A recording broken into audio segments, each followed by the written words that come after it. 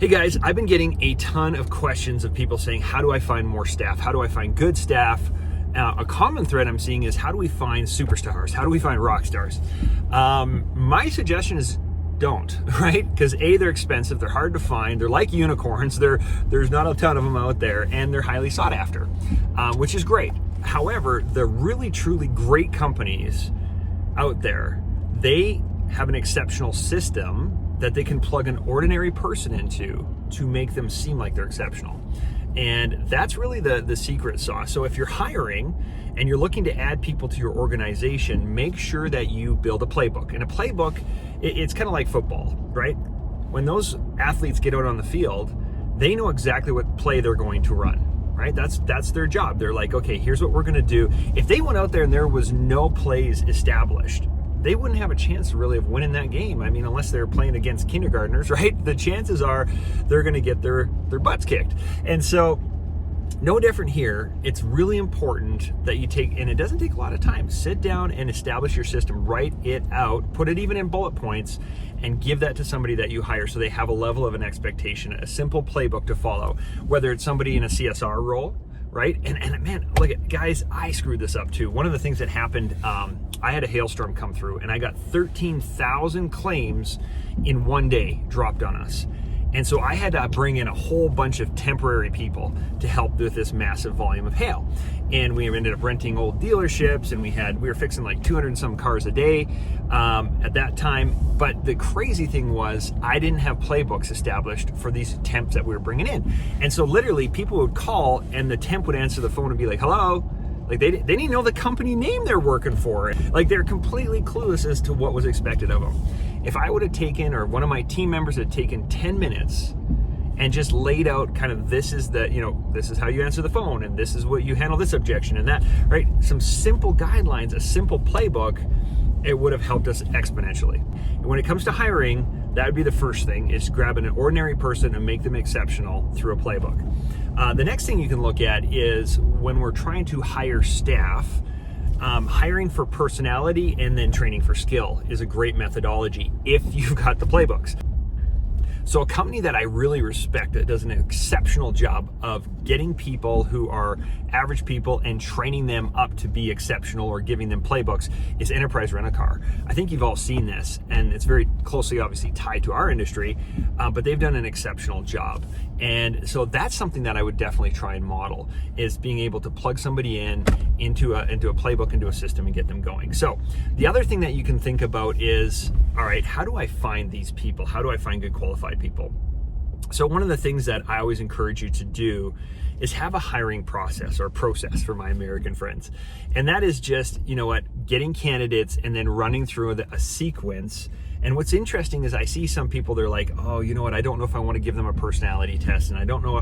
And what's interesting is, if you don't do that, it's actually, as you give them little barriers to get through to get hired, they start to value that position more. They're like, okay, they're taking this more seriously. That means the people I'm working with are going to be a higher class of people.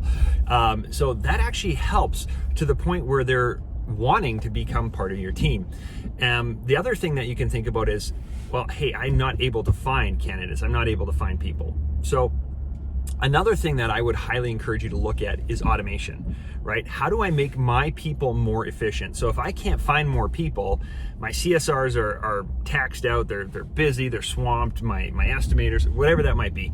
Find tools, find automation that makes your people more efficient. So for example, and I'll give you for instance, one of our body shops that we work with all the time, they're calling 150 people a day.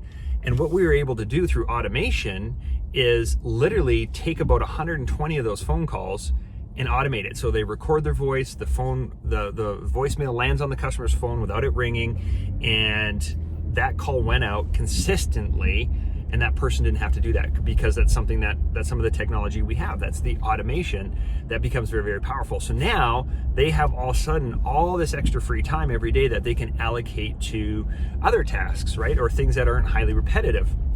Higher quality of life for that the CSRs, higher quality of life for your staff.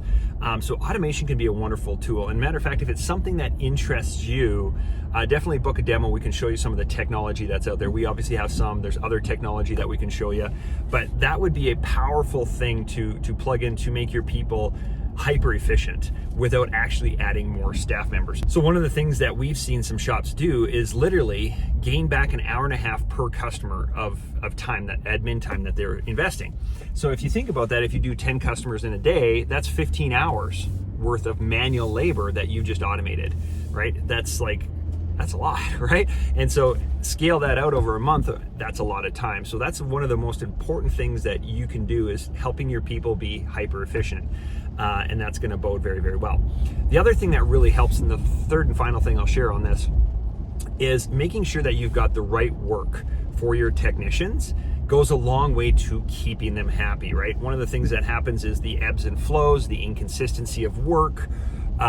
If you have the ability to triage, right, getting images in and saying, nope, that's a total loss, that doesn't qualify, being able to really bring in good work is going to help you keep staff happy, and it's also going to help your technicians crank out more work and be more profitable. So just to kind of a quick recap, have a playbook, right? For any staff member that starts with you, have a playbook that they can easily reference. They know what's expected of them. Your admin staff, how you answer the phone, your repair staff in the back.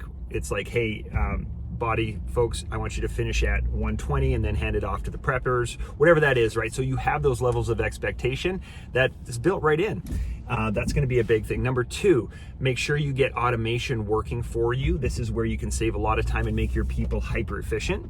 And then of course, the third and final thing is making sure that you triage your work effectively, cherry picking your marketplace, if you will, to make sure you're bringing in the right work mix. If you're constantly giving your technicians train wrecks, or maybe you're buying salvaged cars, find a way to get consistent pipeline. If you need help with that, of course, we're here for you. But getting consistent work that is the right work is going to go a long way to helping this all come together. Hope you found this helpful, guys. We'll talk again real soon.